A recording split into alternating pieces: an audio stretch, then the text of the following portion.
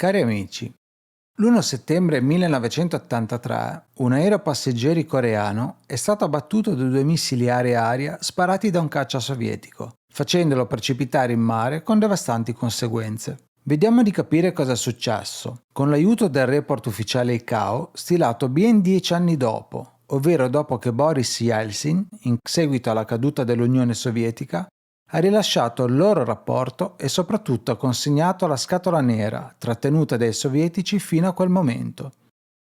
Il volo Korean Airlines KL007 era un volo di linea con partenza dall'aeroporto internazionale JFK di New York, che avrebbe effettuato uno scalo intermedio all'aeroporto internazionale di Anchorage in Alaska e da qui sarebbe ripartito per la sua destinazione, l'aeroporto internazionale di Gimpo a Seoul in Corea del Sud.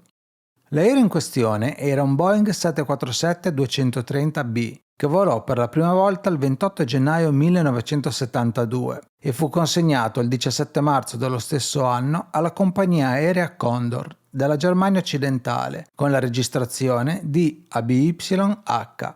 Nel febbraio 1979 la Condor cedette il 747 alla Itel Corporation, che lo affittò alla Korean Airlines con la registrazione HL7442.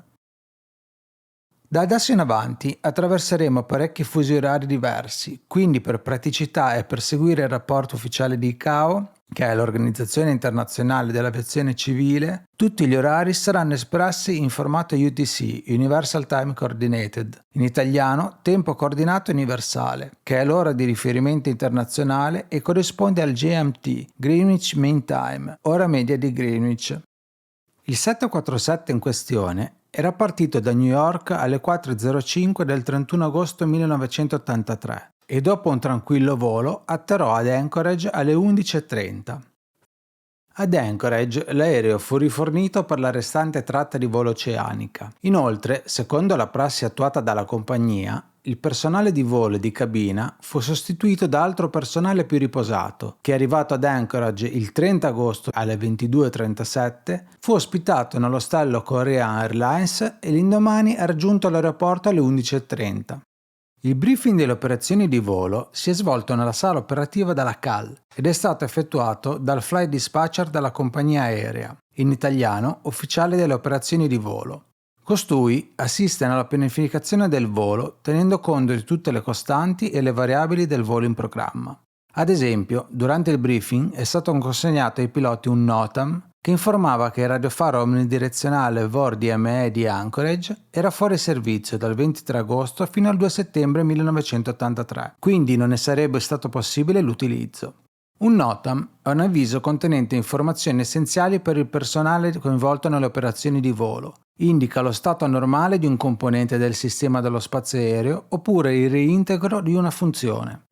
Il piano di volo prevedeva di decollare e portarsi fuori dallo spazio aereo dell'aeroporto seguendo le istruzioni della Standard Instrumental Departure SID numero 8 e poi proseguire la prima parte di volo sull'aerovia J501 che connetteva Anchorage a Bethel. Nel caso specifico, data l'assenza operativa del VOR di Anchorage, prima e dopo il decollo, il volo CAL 007 avrebbe ricevuto istruzioni di rotta dal controllore partenza per procedere verso Bethel, il quale era il primo punto di intersezione con l'aerovia R20 che sorvolava l'Oceano Pacifico settentrionale. Era la più a nord delle 5 aerovie NOPAC, North Pacific, che collegano le coste dell'Alaska e del Giappone.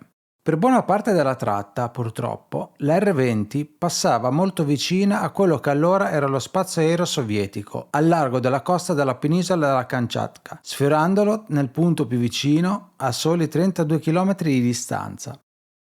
L'aerovia R20 era composta da 10 punti, la maggior parte dei quali corrispondevano non a radiofari a terra, ma a coordinate di latitudine e longitudine rispetto al nord magnetico della Terra, e vengono chiamati waypoints.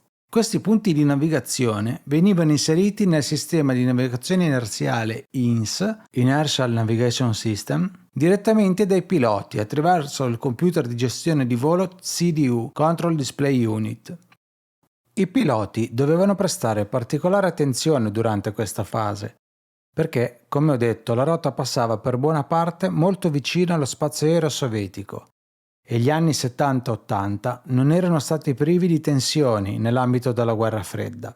Basti pensare che già nel 1978 la difesa aerea sovietica abbatté un Boeing 707 sempre della Korean Airlines vicino a Murmansk, nell'Unione Sovietica. Fortunatamente il Boeing riuscì a eseguire un atterraggio di emergenza su un lago ghiacciato, con conseguenze ben diverse rispetto al CAL 007. Dal decollo fino al punto Nippi, il volo, essendo all'interno dell'Anchorage Oceanic Fear, era sotto la supervisione del Servizio Controllo Traffico ATS, Air Traffic Service, statunitense. Dal punto Nippi sarebbe entrato nella Tokyo Oceanic Fear con conseguente passaggio sotto l'ATS giapponese e successivamente nella Daegu Fear nell'ATS coreana per l'atterraggio a Seoul. Vi ho detto che l'Anchorage VOR-DME era fuori servizio dal 23 agosto 1983, quindi non era disponibile la radioassistenza per la navigazione sulla rotta J501 ad ovest di Anchorage. Per ovviare a questo inconveniente, il personale di CAL 007 ha inserito sul piano di volo la latitudine e la longitudine di Anchorage VOR-DME come waypoint numero 1, poi Cairn Mountain NDB come waypoint numero 2, e Bethel Vortak come waypoint numero 3, e via proseguendo con i punti dell'aerovia roventi Nebi, Neva, Nippi, Nocca e No. Il livello di volo iniziale era un flight level 310, circa 9.450 metri di quota, con modifiche pianificate in rotta verso flight level 330, equivalenti a 10.060 metri, dopo il waypoint Nux, e verso flight level 350 circa 10.668 metri dopo Nippi. Oggi i moderni aerei di linea, oltre ai classici sistemi di navigazione, possono contare su sistemi più evoluti come il GNSS o l'AirNav, che garantiscono una precisione maggiore rispetto ai sistemi di guida inerziale. Inoltre, rispetto ai vecchi modelli, l'avionica dei moderni cockpit, denominati Glass Cockpit, dispone di monitor per i quali i piloti possono vedere in tempo reale moltissime informazioni sullo stato dell'aereo, tra cui la rotta e il percorso dell'aereo in base a questa. A confronto, nelle immagini potete vedere la diversità dell'avionica tra un 747-200 e un 747-400. In breve, la navigazione laterale di salita e di crociera del 747-200 in modalità autopilota, come potete vedere nelle immagini, ha tre modalità di controllo di base: INS, Heading e VOR-LOC. Le modalità ILS e Land servono solamente per l'atterraggio e in questo caso non ci interessano. Parto dalla modalità Heading, perché solitamente, ma dipende dai casi, qualche minuto dopo il decollo viene attivato l'autopilota in modalità Heading, che permette al pilota di far cambiare direzione all'aereo ruotando una manopola e seguire i vettori magnetici della carta SID o quelli comunicati dal controllo partenza del traffico aereo, per guidare l'aereo fino ad intercettare la linea di rotta desiderata. Questa modalità mantiene una rotta magnetica costante selezionata dal pilota e non viene mai utilizzata per coprire lunghe tratte. La modalità INS, Inertial Navigation System, ovvero il sistema di navigazione inerziale, mantiene la rotta tra le coordinate dei waypoints inseriti attraverso il computer di gestione di volo.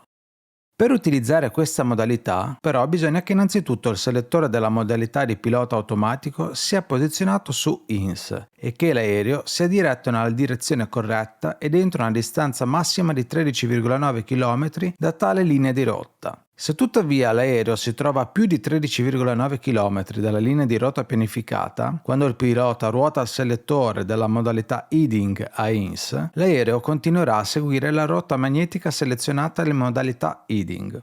Il software del computer dell'autopilota ordinerà alla modalità INS di rimanere nella condizione armata, fino a quando l'aereo non si sarà spostato in una posizione a meno di 13,9 km dalla linea di rotta desiderata.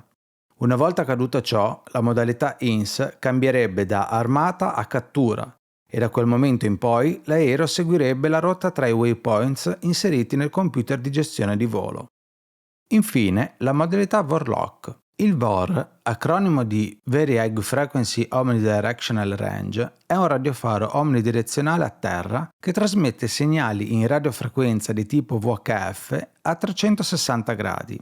Senza addentrarci nei dettagli di funzionamento e molto in breve, questi segnali vengono chiamati radiali Ricevuti dal localizzatore selezionato dal pilota tramite la radio di navigazione e in base alla direzione impostata su una manopola chiamata course, il pilota può decidere quale radiale seguire. I VOR sono inoltre i punti di intersezione per le aerovie. Ad esempio, nel 1983 l'intersezione tra l'aerovia J501 e l'aerovia R20, che il CAL 007 avrebbe dovuto percorrere, era il VOR di Bethel. Il programma prevedeva di partire alle 12:20 con arrivo previsto a Seul alle 21, che in Corea corrispondono alle 6 del mattino del 1 settembre. A causa di venti inferiori alla media, il tempo di volo calcolato era inferiore e l'aereo sarebbe arrivato ben prima delle 6. In questi casi, la prassi di CAL era di riprogrammare la partenza da Anchorage per l'arrivo a Seul alle ore 6 coreane, poiché i servizi doganali e di assistenza passeggeri non erano disponibili prima di quell'ora. Di conseguenza, la partenza dal gate di Anchorage è stata riprogrammata alle ore 12:50, le 3:50 antimeridiane, ora locale di Anchorage. Quella notte il traffico aereo nella zona tra Anchorage e le rotte NOPAC era praticamente assente, fatta eccezione per un altro 747, sempre Korean Airlines, numero di volo CAL 015, che partì 14 minuti dopo CAL 007, con medesima destinazione e rotta.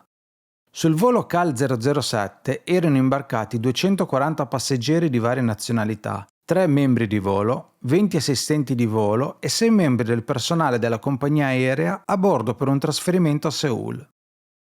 Alle 12:49:40 l'equipaggio contattò per la prima volta il controllore di terra che autorizzò la partenza per Seul dalla pista 32 tramite la SID numero 8 e di portarsi a un livello di quota di crociera pari a 9.450 metri.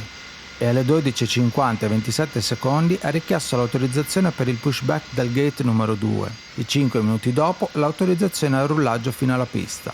Dopo essersi allineato sulla pista 32 alle 12:58 l'equipaggio si è dichiarato pronto per il decollo alla torre di controllo e dopo aver ricevuto l'autorizzazione l'equipaggio ha applicato potenza ai motori e lo stacco delle ruote dalla pista è avvenuto alle 13 con una direzione nord di circa 320 gradi. 40 secondi dopo il decollo, il controllo partenze di Anchorage ha autorizzato CAL 007 a salire al livello di quota di crociera e di effettuare una virata a sinistra in direzione magnetica di 220 gradi. Alle 13:00:50 CAL 007 confermò le istruzioni e iniziò a virare da 320 gradi a 220 gradi assegnati. Alle 13:02:08, quando l'aereo aveva praticamente raggiunto la direzione 220 gradi, il controllore partenze di Anchorage diede nuove istruzioni. Procedi direttamente a Bethel, quando possibile.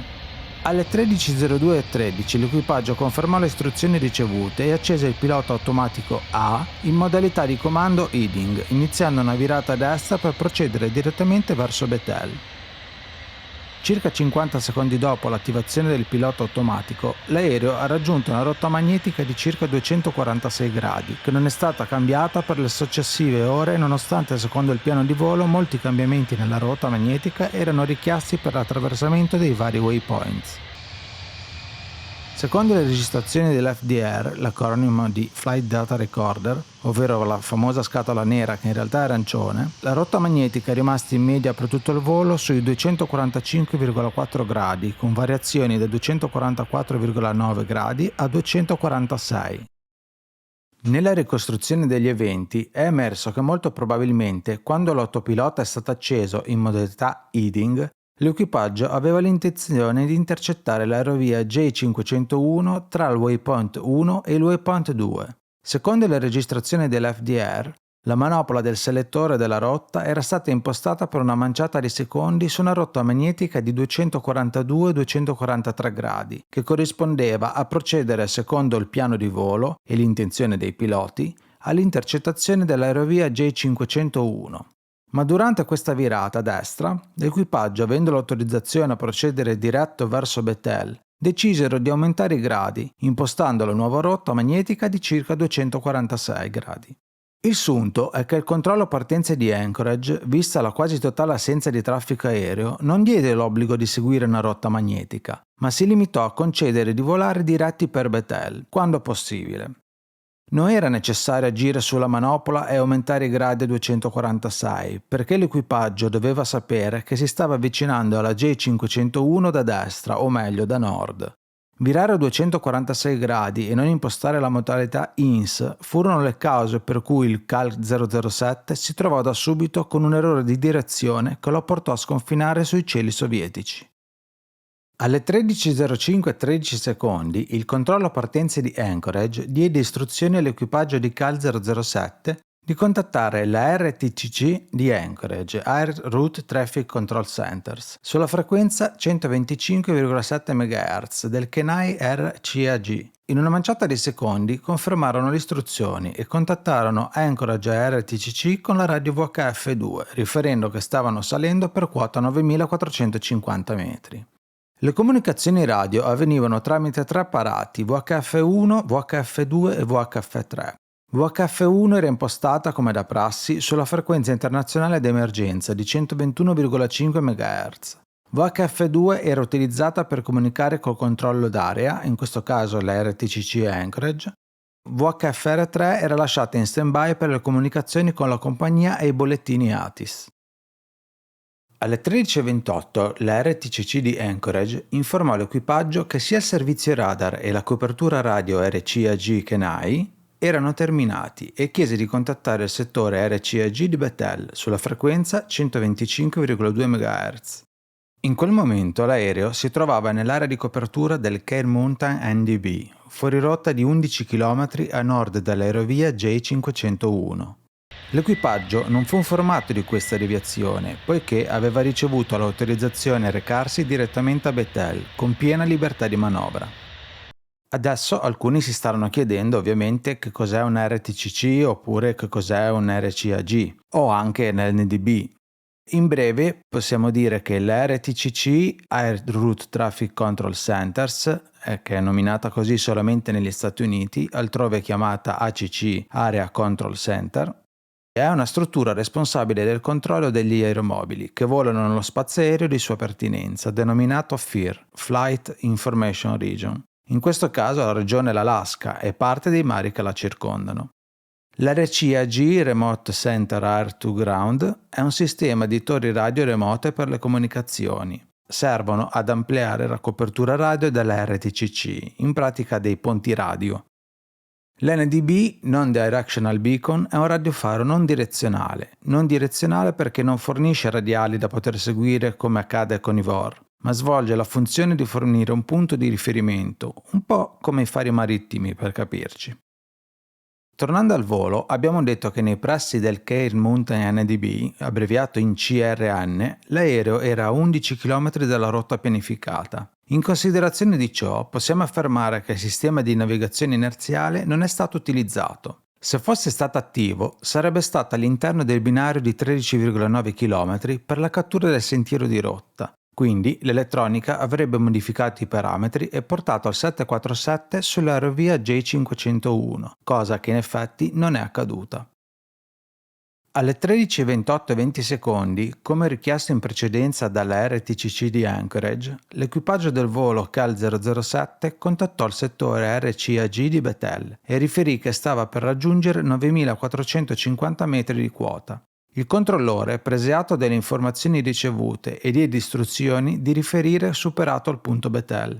Alle 13:50 e 34 secondi l'equipaggio del Cal 007 riferì di aver superato Bethel alle 13:49 a quota 9.450 metri e di aver stimato di essere sul prossimo waypoint di nome Nebi alle 14:30.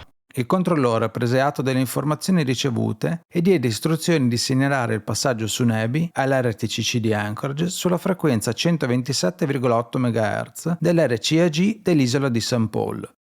In realtà l'aereo ha superato Bethel a nord, fuori rotta di 22 km. Questo è dimostrato dai dati del radar militare King Salmon, non certificato per le ATC di aerei civili, e dal calcolo della traiettoria di volo, sulla base dei dati dell'FDR. Su Bethel l'equipaggio avrebbe dovuto ridurre la rotta magnetica a 237 gradi per raggiungere l'aerovia R20. Tuttavia, l'equipaggio non intraprese alcuna azione al riguardo e continuò a deviare verso nord rispetto all'aerovia R20. Circa 40 minuti dopo, il controllore della RTCC di Anchorage, tramite l'RCAG dell'isola di St. Paul, tentò di contattare l'equipaggio del CAL 007, presumendo che si trovassero ormai sul waypoint Nebi, ma non ricevettero risposta. Questo perché il 747 era talmente distante dalla rotta pianificata da essere fuori dalla portata radio dell'RCAG di St. Paul.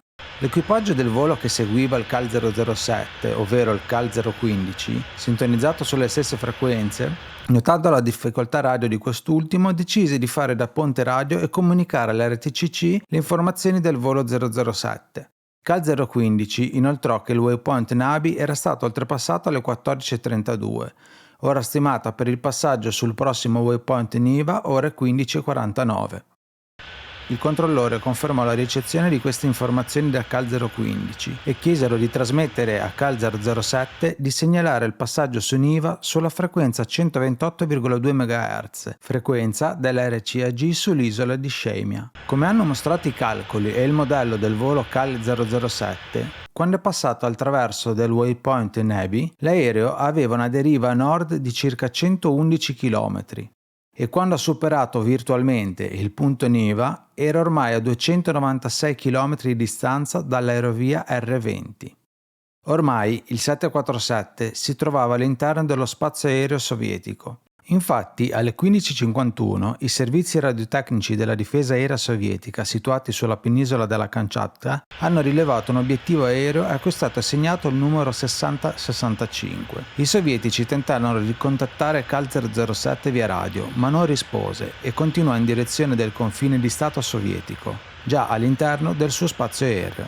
Per di più, già alle 13:45 gli stessi servizi radiotecnici della difesa aerea sovietica erano in allerta a causa di un aereo che manovrava senza autorizzazione all'interno del loro spazio aereo. Questo obiettivo è stato identificato come un aereo da ricognizione americano, un RC-135, che secondo le dichiarazioni del Dipartimento della Difesa degli Stati Uniti stava effettuando la sorveglianza dei test missilistici sovietici e delle attività delle forze di difesa aerea vicino alla costa della Kamchatka. Il secondo obiettivo, il volo CAL 007, a causa della natura del volo e delle situazioni che si stava sviluppando, fu inizialmente identificato dai servizi di difesa aerea come un aereo da rifornimento KC-135 e poi come un aereo da ricognizione RC-135. Alle 16 l'equipaggio del volo CAL 015 contattò l'RTCC di Anchorage e riportò che CAL 007 aveva superato il punto Niva alle 15:58 e stimava il passaggio su Nippi alle 17:08. Nel frattempo CAL 007 ebbe l'autorizzazione a salire fino a quota 10.060 metri. Alle 16:36 il bersaglio aereo CAL 007 violò il confine di Stato sovietico sorvolando la penisola della Kamchatka. Almeno 4 aerei intercettori furono fatti decollare dall'aeroporto di Elizovo. In principio si diressero a est, ma il CAL 007 era ormai alle loro spalle, così vennero dirottati verso ovest, ma dopo vari tentativi non furono in grado di intercettare l'intruso e tornarono alla base. Alle 17:08 l'obiettivo superò la penisola e volò nello spazio aereo sopra il mare di Okhotsk. Alle 17:09 il CAL 007 riuscì a stabilire una comunicazione tramite la radio HF con Tokyo Radio sulla frequenza 5628 kHz e riportò il passaggio su Nippi alle ore 17:07, mantenendo i 10.060 metri di quota e stimando il passaggio sul waypoint Nokka alle ore 18:26. E 20 minuti dopo i radar sovietici della Kamchatka persero contatto radar con l'intruso. Dato che l'obiettivo si stava dirigendo verso l'isola di Sakhalin, i servizi di difesa aerea dell'isola vennero informati tempestivamente e messi in allerta. Durante questa fase il CAL 007 aveva una deviazione laterale rispetto all'aerovia R20 intorno ai 370-400 km.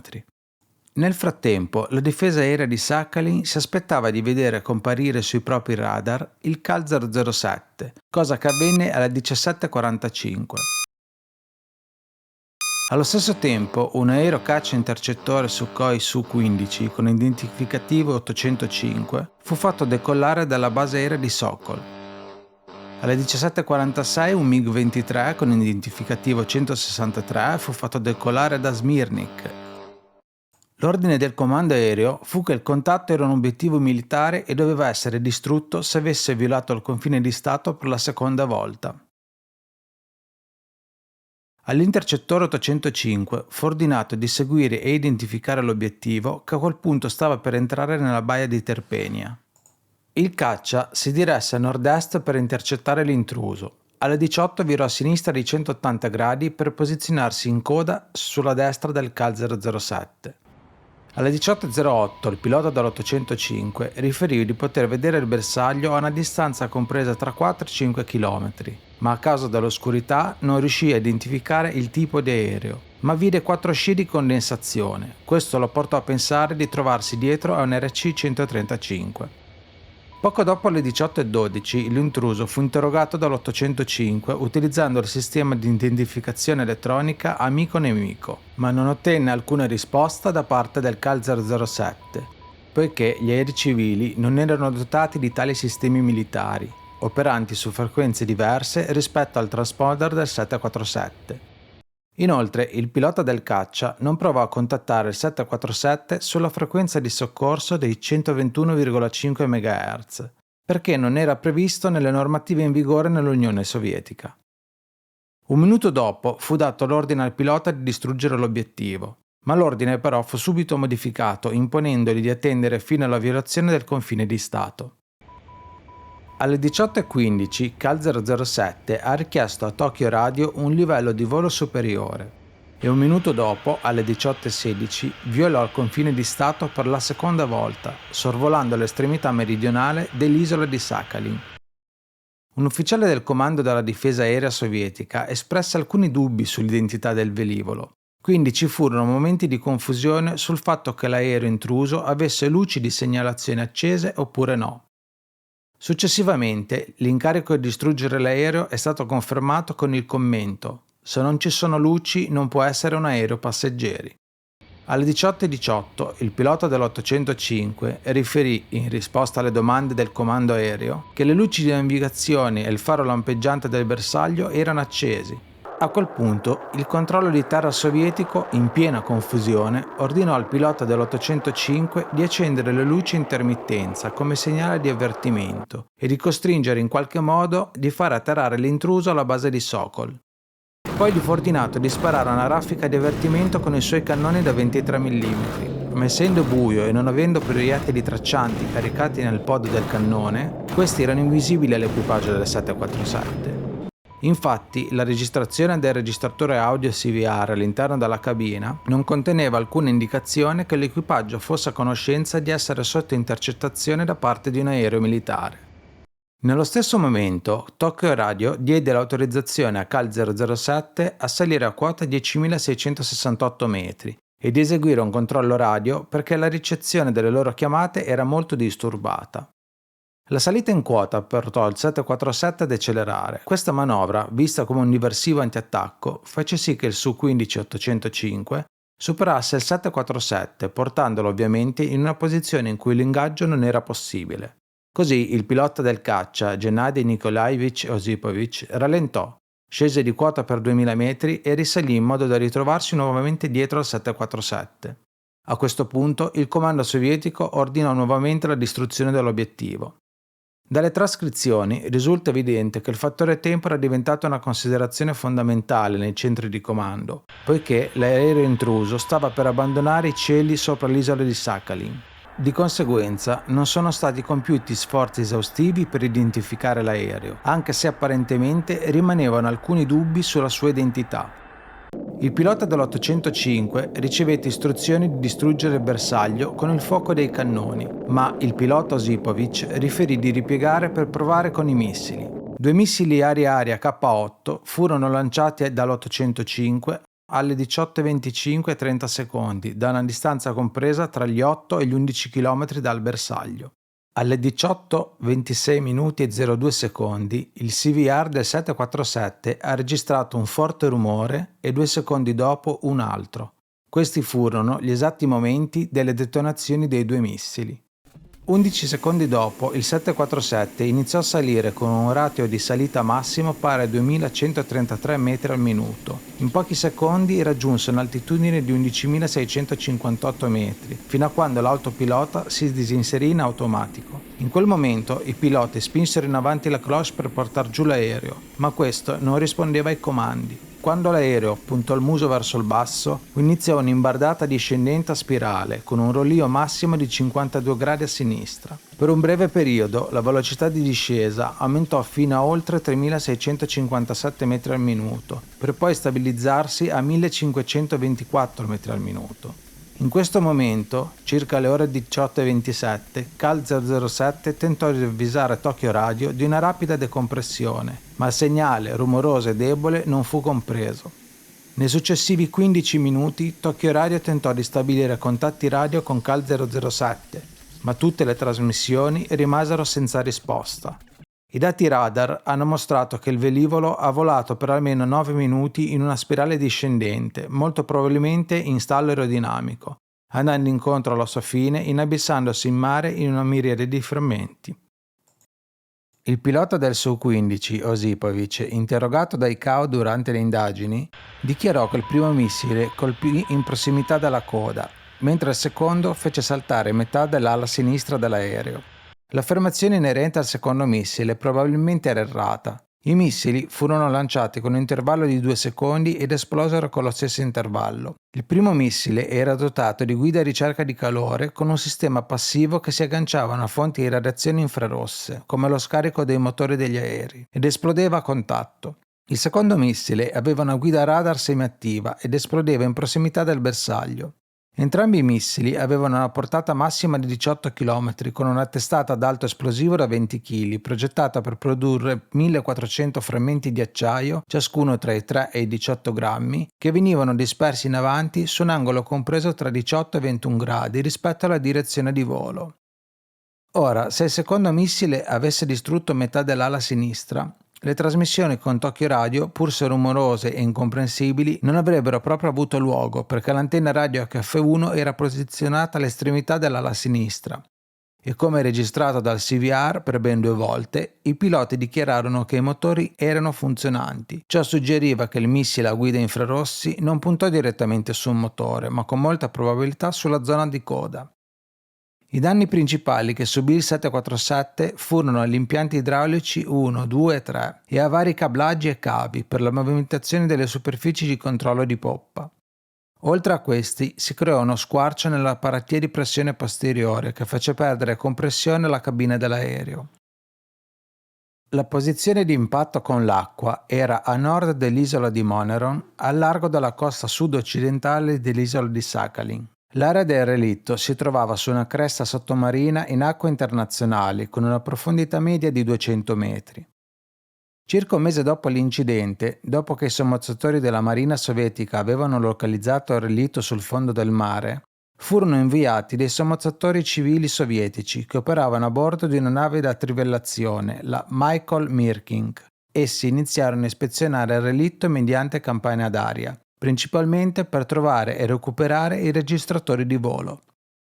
Il fondale era sabbioso e pianeggiante e quello che rimaneva dell'aereo si trovava a 174 metri di profondità. La visibilità era compresa tra gli 8 e i 10 metri, il che impediva ai subacquei di avere una visione generale del relitto, ma secondo la loro impressione il relitto era gravemente frammentato e che nessun pezzo di grandi dimensioni dell'aereo fosse rimasto intatto. Riferirono di aver visto 1 o 2 motori e alcune ruote. Oltre ai rottami metallici hanno osservato effetti personali come vestiti, documenti e portafogli. Sebbene i subacquei abbiano notato alcune prove di resti umani, non hanno trovato nemmeno un corpo. Dopo circa una settimana di immersione, i subacquei hanno trovato e recuperato il Flight Data Recorder e 3 giorni dopo è stato recuperato anche il CVR. Le operazioni di immersione furono gradualmente ridotte e terminarono all'inizio di novembre 1983. Quindi la scatola nera, ovvero l'FDR e il CVR, furono recuperate dall'Unione Sovietica nel 1983. Quasi 10 anni dopo, una copia del nastro CVR e dell'FDR furono consegnate alla Repubblica di Corea a fine del 92, mentre i nastri originali furono consegnati all'ICAO a Parigi l'8 gennaio 1993 da rappresentanti della Federazione Russa. Ormai è chiaro che l'equipaggio non aveva inserito la modalità di guida inerziale INS. Sapendo che la precisione era migliore di 2 miglia nautiche per ora di volo, lo spostamento laterale di 12 miglia nautiche dal vortex di Bethel dopo 49 minuti avrebbe dovuto allertare l'equipaggio di un possibile problema e indurre ad una valutazione immediata della situazione. La registrazione dell'FDR ha mostrato che l'aereo è stato controllato dall'autopilota A in modalità heading per oltre 5 ore e ha mantenuto una rotta magnetica pressoché costante. I tecnici che esaminarono i dati per il rapporto ufficiale emesso da ICAO hanno concluso che la modalità di guida inerziale non è mai stata attivata. Ovviamente si presuppone che l'equipaggio non conoscesse la loro reale posizione, ma credesse di trovarsi sull'R20.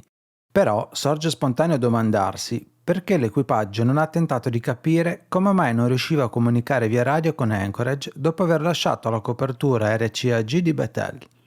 In prossimità dei primi waypoints oceanici Nebi e Niva, l'equipaggio avrebbe potuto verificare la propria posizione utilizzando le funzionalità NDB-DME di St. Paul e VOR-DME di Shemya. Se l'equipaggio avesse effettuato una simile verifica, avrebbe notato l'assenza di copertura da parte di queste radioassistenze. Inoltre, anche un controllo manuale sulle coordinate della posizione reale avrebbe mostrato all'equipaggio la loro differenza rispetto a quelle del piano di volo. Anche in prossimità dalla penisola della Kamchatka, l'equipaggio aveva la possibilità di valutare la propria posizione tramite il radar meteorologico utilizzando la modalità mappatura del terreno. Avrebbero immediatamente rilevato la penisola e non acqua, come si sarebbero aspettati lungo il segmento Ninno-Nippi-Nocca. La determinazione del passaggio sui punti molto probabilmente veniva confermata solamente sulla determinazione dei tempi di percorrenza media conosciuta tra un punto e il successivo. Se almeno una di queste verifiche fosse stata effettuata, l'equipaggio si sarebbe allertato e avrebbe avuto motivi seri per dubitare sulla correttezza della propria posizione, ma non ci sono prove che abbiano espresso questi dubbi. Inoltre, durante uno scambio di informazioni sul vento, l'equipaggio del CAL 015 si chiedeva perché il loro aereo stava incontrando una componente di vento in coda non sperimentata dal CAL 007. L'equipaggio del CAL 007, dopo una pausa, ha risposto: forse può essere così. La convinzione intrinseca di essere nel giusto non li portò a chiedersi come fosse possibile che due aerei sulla stessa rotta e a 6 minuti di distanza tra loro potessero incontrare venti con forza e direzione differente. L'incidente ebbe un sostanziale impatto sull'aviazione. Infatti, fu proprio questo incidente che spinse Ronald Reagan a rendere disponibile la tecnologia GPS, che fino ad allora era relegata solo a scopi militari. Nel manuale delle operazioni dello spazio aereo oceanico pubblicato dal 1983 venne inclusa una guida sull'uso del radar meteorologico nella navigazione a lungo raggio. Inoltre sono stati apportati miglioramenti significativi nelle comunicazioni, nella navigazione e nella sorveglianza per le operazioni nel sistema di rotte NOPAC e sono state implementate procedure obbligatorie di controllo incrociato della navigazione. Nel 1985, dopo la firma di un memorandum d'intesa trilaterale tra Giappone, Unione Sovietica e Stati Uniti, nel 1986 è stato commissionato un circuito vocale dedicato tra Anchorage, Khabarovsk e Tokyo con le relative procedure operative, onde evitare un altro evento simile. Il volo 007 è stato soggetto di continue controversie e ha dato origine a numerose teorie del complotto. Molte di queste si basano sulle soppressioni di prove, i corpi di 269 persone mai trovati, i sovietici che durante l'intercettazione allertarono i servizi di soccorso che in seguito alla distruzione del 747 furono indirizzati nella zona, il caccia russo che non rispettava gli standard ICAO e le pratiche raccomandate per l'intercettazione degli aerei civili, i registratori dei dati di volo trattenuti in Unione Sovietica, dettagli inspiegabili come il ruolo di un aereo di sorveglianza RC-135 dell'USAF, la prematura distruzione dei dati del radar militare King Salmon E infine le dichiarazioni a testate giornalistiche di Gennady Osipovich, secondo cui, sebbene sapesse che l'aereo era un aereo civile, sospettava che avrebbe potuto essere usato come aereo spia. Dopotutto, questo grave incidente, se tale si può definire, rimane una delle tragedie aeronautiche più misteriose della storia dell'aviazione civile. Se il video vi è piaciuto, mi raccomando un pollicione all'insù e iscrivetevi al canale.